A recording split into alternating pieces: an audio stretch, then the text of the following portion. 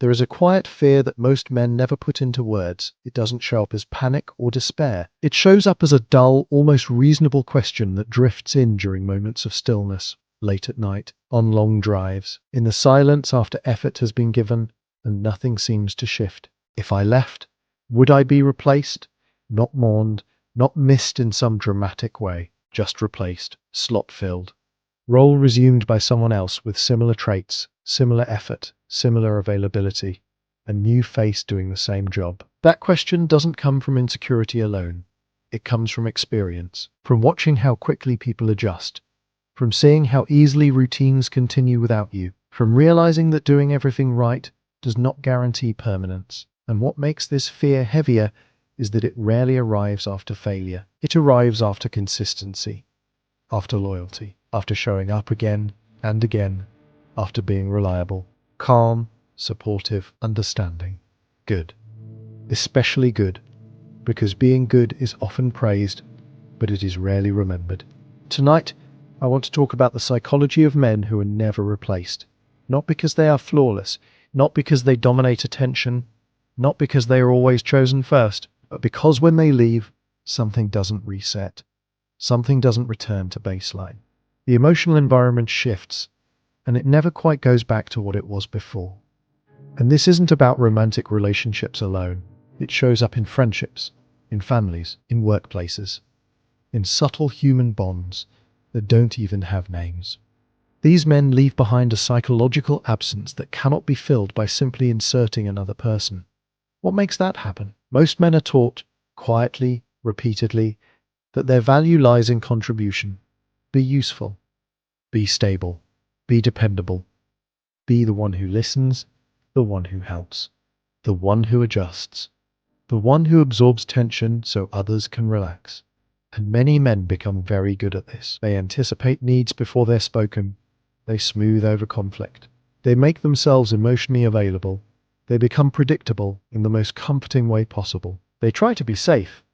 But here's the part no one prepares them for. Safety alone does not create attachment that lasts. In fact, when safety becomes the only defining feature, it slowly erodes desire, curiosity, and emotional gravity. Not because safety is bad, but because humans don't bond to function. They bond to presence. And presence is something very different. Presence isn't about being there all the time. It's about how someone feels when you're there, and more importantly, how they feel when you're not. Men who are easily replaced are often deeply appreciated while they are present and quickly adjusted to once they're gone. Their absence is noticed, but it doesn't reorganize anything internally for the people they leave behind. Men who are never replaced are different. They don't try to earn their place through constant giving. They don't negotiate their value through effort. They don't make themselves indispensable by overextending. Instead, they carry something quieter, heavier, harder to name. They carry internal gravity. Internal gravity comes from a man who is anchored in himself, a man whose emotional state does not rise and fall based on how others respond to him, a man who is not performing calmness, but living it, not offering stability, but embodying it. You felt this before, even if you didn't have language for it. Think about someone who didn't rush to fill silence, someone who could sit with discomfort without trying to fix it, someone who listened without immediately responding, advising, or rescuing, someone whose attention felt deliberate rather than automatic. Being around that person felt different, slower, grounded, almost sobering. That's because they weren't managing the moment. They were inhabiting it. Psychologically, this creates something rare: emotional containment. Emotional containment is the ability to hold emotional space without being consumed by it, without collapsing into it, without needing to control it. Men who are never replaced tend to have this quality naturally or develop it through hardship. When someone brings them confusion, sadness, or intensity, they don't flinch. They don't escalate. They don't withdraw. They remain present without absorbing the emotion as their own. And this does something powerful. It makes people feel safe without feeling smothered. Most men are taught that connection requires responsiveness, constant reassurance, constant engagement, constant availability. But too much responsiveness creates emotional flattening. It removes contrast. It turns presence into background noise. Men who are never replaced don't offer themselves endlessly, not because they are withholding, but because they are full. Their lives are not empty spaces waiting to be filled by validation. They have direction, rhythm. Solitude they are comfortable with, silence they don't fear. And because of that, their attention feels intentional. There is a profound psychological difference between someone who listens because they have nothing else and someone who listens despite having a full inner world. The second one feels chosen. This is where many men get it wrong. They believe that to be irreplaceable, they must be endlessly accommodating, always understanding, always available, always steady. But steadiness without boundaries becomes predictability, and predictability over time becomes invisible. Men who are never replaced are not unpredictable in a chaotic way.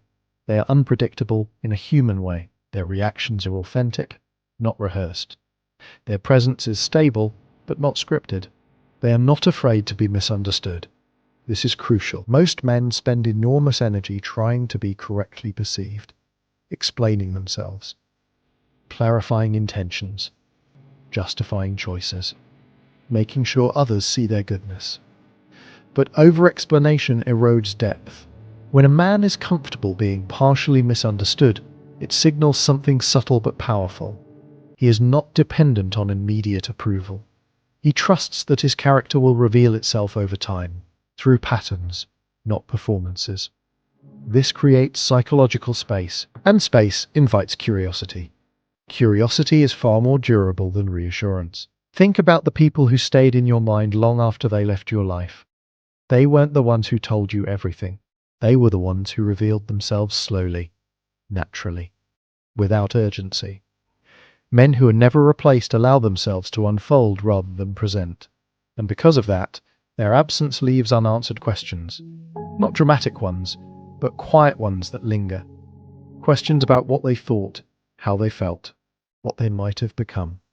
That lingering is not an accident. It's the result of a man who did not collapse his identity into the relationship.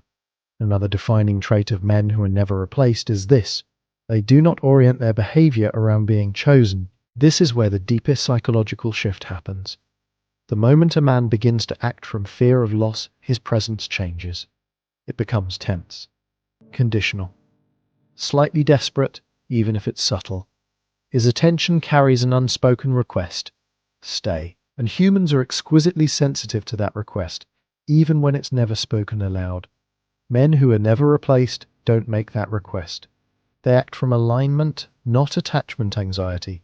They engage fully, but they don't abandon themselves to maintain proximity. If something feels misaligned, they don't negotiate their values to keep connection alive. They don't threaten to leave. They don't dramatize boundaries. They simply live them. This creates respect before it creates longing. And respect is the foundation of irreplaceability. There is something deeply stabilizing about a man who can walk away without collapsing. Not angrily, not bitterly, not theatrically, just cleanly. That doesn't make him cold. It makes him clear. Clarity is rare in a world full of emotional bargaining, and rarity leaves a mark. People may move on. They may find new partners, new friends, new environments.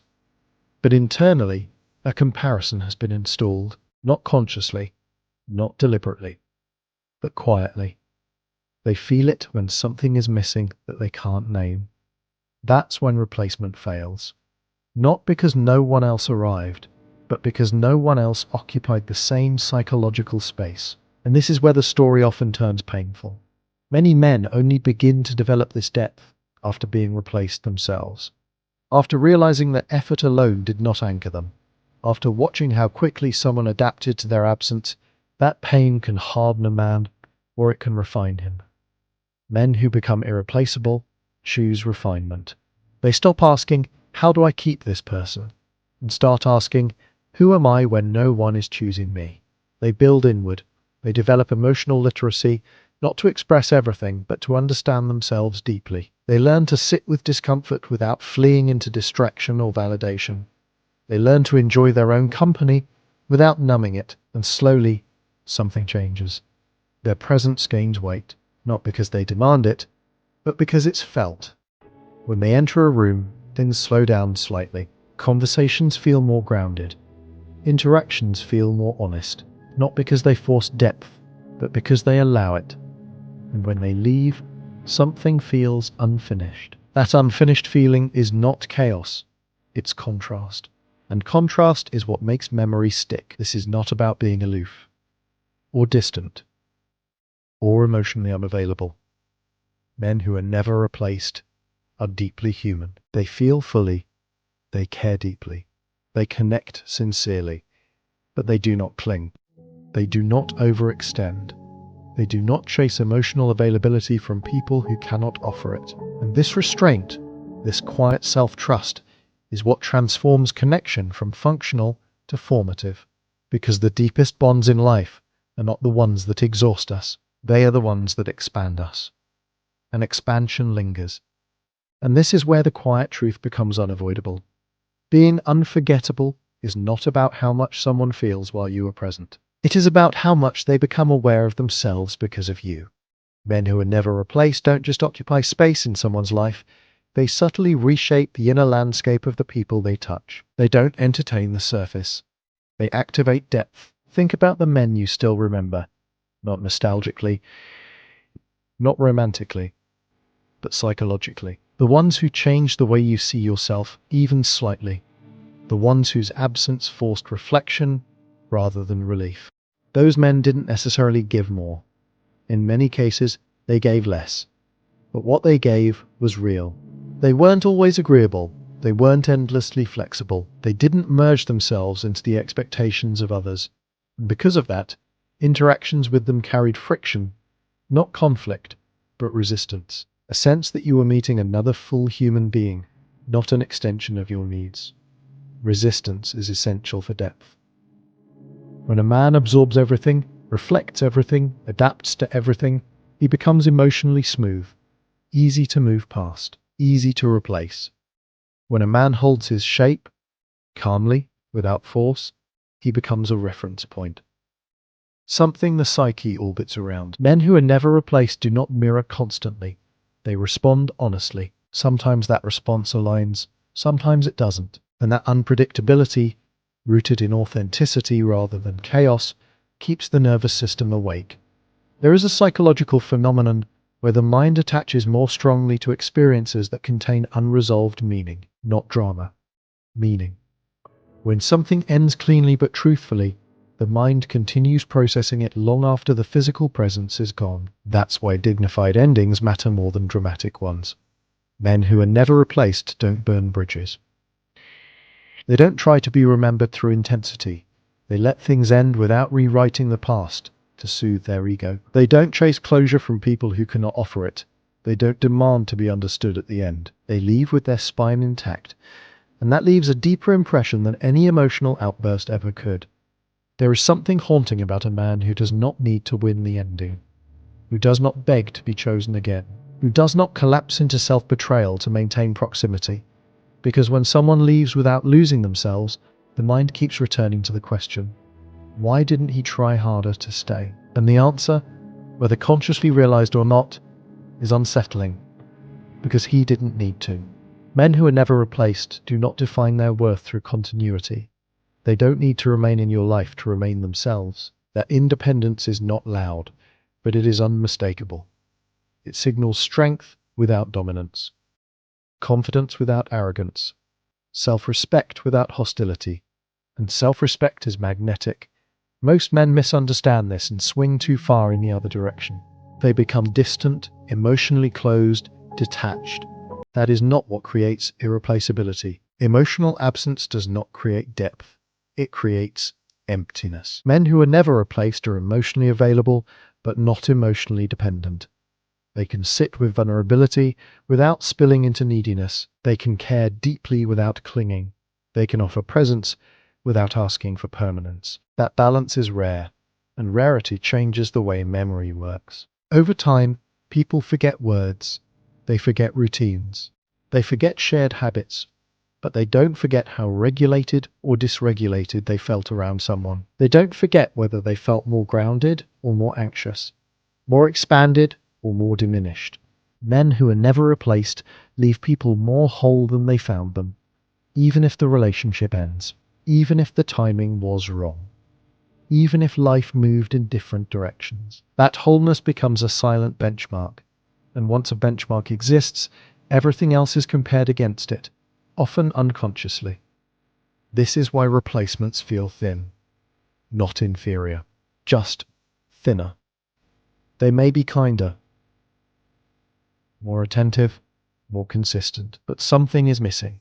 Something that cannot be explained without confronting a deeper truth. The previous connection was not just relational, it was formative. Formative connections don't repeat easily. They require a specific alignment of presence, timing, and internal depth. And most people are not willing to develop that depth because it requires sitting with oneself without distraction, without validation, without reassurance. Men who are never replaced have done that work, sometimes willingly, sometimes because life forced them to. They've sat alone long enough to know who they are without an audience. They've faced rejection without letting it hollow them out. They've felt loneliness without trying to escape it through attention. And that solitude gave them something that cannot be faked: inner solidity. Inner solidity is what people feel when they say, there was just something about him, something unnameable, something calm, something real. And here is the most important truth of all. Men who are never replaced are not trying to be unforgettable. They are trying to be true. True to their values, true to their limits, true to their emotional reality. They don't perform strength, they live it quietly. They don't demand respect, they embody it. They don't chase connection, they allow it to meet them. And because of that, their presence carries integrity. Integrity lingers. If you are listening to this and feeling the ache of having been replaced, quickly, cleanly, without ceremony, let this reframe settle gently into you. You were not replaced because you lacked worth. You were replaced because you were functional rather than formative. And that is not a condemnation. It is an invitation. An invitation to stop offering yourself as a role to be filled and start living as a self that cannot be substituted. Not louder, not colder, not harder, but deeper. Depth does not beg to be remembered. It stays, long after the noise fades, long after the story ends, long after someone else takes your place. Because what you gave was not convenience, it was impact. And impact, once felt, does not disappear, it echoes.